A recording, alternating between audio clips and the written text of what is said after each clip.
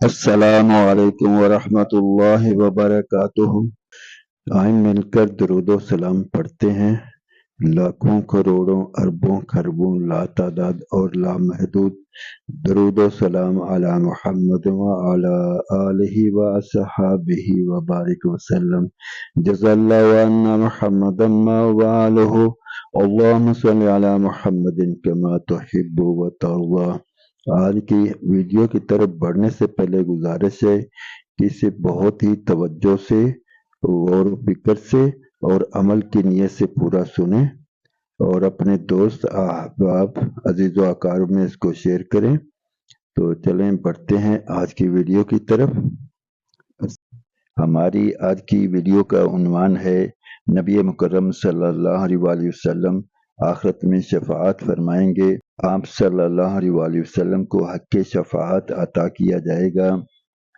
हज़रत अली बिन अबी तालिब रज़ी अल्लाह अन्हु फरमाते हैं, नबी मुकर्रम सल्लल्लाहु अलैहि वसल्लम ने फरमाया, मैं अपनी उम्मत के लिए शफाअत करता रहूँगा यहाँ तक कि मेरा रब मुझे पुकार कर पूछेगा, ऐ मोहम्मद सल्लल्लाहु अलैहि वसल्लम, क्या तुम राज़ी हो गए?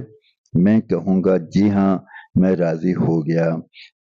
फिर हज़रत अली रज़ी अल्लाह अन्हु ने लोगों की तरफ मतवज्जो होकर फरमाया, अल्लाह ताला जल्ल शअनु की किताब में सबसे ज़्यादा उम्मीद वाली आयत वला सौफ युअतीका रब्बुका फतरल्लाह है, जिसका तर्जुमा और अनकरीब रब ताला जल्ल शअनु आपको आखिरत में बकसरत नेमतें देगा, सो आप खुश हो जाएंगे। और इस देने से मुराद शफाअत है। हज़रत तलक बिन हबीब रहमतुल्लाह अलैह कहते हैं, मैं लोगों में सबसे ज़्यादा शफाअत को जुटलाया करता था, यहाँ तक कि एक दिन मेरी मुलाकात हज़रत जाबर बिन अब्दुल्लाह रज़ी अल्लाह अन्हुमा से हुई और अपनी बात को साबित करने के लिए मैंने उनको वो तमाम आयतें पढ़कर सुना दी जो मुझे आती थीं, जिनमें रब ताला जल्ल शानो ने जहन्नम वालों के जहन्नम में हमेशा रहने का जिक्र फरमाया है। हज़रत जाबर रज़ी अल्लाह अन्हु ने फरमाया, ऐ तलक, क्या तुम ये समझते हो कि तुम मुझसे ज़्यादा अल्लाह की किताब को पढ़ने वाले हो या मुझसे ज़्यादा रसूलुल्लाह सल्लल्लाहु अलैहि वसल्लम की सुन्नत को जानने वाले हो?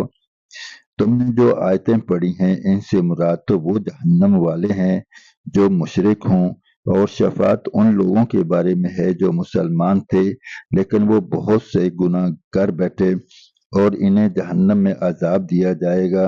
फिर उनको नबी मुकर्रम सल्लल्लाहु अलैहि वसल्लम की शफाअत पर जहन्नम से निकाला जाएगा। फिर हज़रत जाबर रज़ी अल्लाह अन्हु ने अपने दोनों हाथ अपने कानों को लगाकर कहा, ये दोनों कान बहरे हो जाएं। अगर मैंने नबी मुकर्रम सल्लल्लाहु अलैहि वसल्लम को ये फरमाते हुए न सुना हो कि जहन्नम में डालने के बाद उनको इनमें से निकाला जाएगा, जैसे तुम कुरान पढ़ते हो हम भी वैसे ही पढ़ते हैं। हज़रत यजीद अल फ़कीर रहमतुल्लाह अलैह कहते हैं, हज़रत जाबर बिन अब्दुल्लाह रज़ी अल्लाह अन्हुमा हदीसें बयान फरमा रहे थे। मैं उनकी मजलिस में जाकर बैठ गया। उन्होंने ये बयान किया कि कुछ लोग जहन्नम की आग से बाहर निकलेंगे। इन दिनों मैं इस बात को नहीं मानता था, इसलिए मुझे गुस्सा आ गया और मैंने कहा, और लोगों पर तो मुझे ताज्जुब नहीं है, लेकिन ए मोहम्मद सल्लल्लाहु अलैहि वसल्लम के सहाबा, मुझे आप लोगों पर बड़ा ताज्जुब है। आप लोग ये कह रहे हैं कि अल्लाह ताला जल्ल शअनु आग से कुछ लोगों को निकालेंगे, हालांकि रब ताला जल्ल शअनु फरमाते हैं, युरीदूना युखरिजू मिनन नार व मा हुम बिखारिजीन मिनहा। सूरह माइदा की आयत नंबर 37 तिलावत फरमाई, जिसका तर्जुमा है, इस बात की ख्वाहिश करेंगे कि जहन्नम से निकल आएं और वो इससे कभी ना निकलेंगे। हज़रत जाबर रज़ी अल्लाह अन्हु के साथी मुझे डांटने लगे, लेकिन हज़रत जाबर रज़ी अल्लाह अन्हु खुद उनमें सबसे ज़्यादा बुर्दबार थे। उन्होंने फरमाया, इस आदमी को छोड़ दो, और फरमाया, ये आयत तो कुफ़ार के बारे में है। फिर सूरह माइदा की आयत नंबर 36 और 37 तिलावत फरमाई, यकीनन जो लोग काफिर हैं, अगर उनके पास तमाम दुनिया भर की चीज़ें हों और इन चीज़ों के साथ इतनी चीज़ें और भी हों تاکہ وہ اس کو دیکھ کر روزے قیامت کے عذاب سے چھوٹ جائیں، تب بھی وہ چیزیں ہرگز ان سے قبول نہ کی جائیں گی اور ان کو دردناک عذاب ہوگا۔ اس بات کی خواہش کریں گے کہ جہنم سے نکل آئیں اور وہ اس سے کبھی نہ نکلیں گے اور ان کو عذاب دائمی ہوگا۔ پھر حضرت جابر رضی اللہ عنہ نے کہا، کیا تم قرآن نہیں پڑھتے ہو؟ میں نے کہا، پڑھتا ہوں، بلکہ میں نے قرآن یاد کیا ہوا ہے۔ انہوں نے کہا، کیا اللہ تعالیٰ جل شانہ نے یہ نہیں فرمایا؟ سورہ بنی اسرائیل کے آیت نمبر 79 تلاوت فرمائی، وَمِنَ اللَّيْلِ فَتَہَجَّدْ بِهِ نَافِلَةً لَكَ عَسَىٰ أَن يَبْعَثَكَ رَبُّكَ مَقَامًا مَحْمُودًا، جس کا ترجمہ ہے، اور کسی قدر رات کے حصہ میں سو اس میں تہجد پڑھا کیجئے، جو کہ آپ کے لیے فرض نمازوں کے علاوہ زائد چیز ہے۔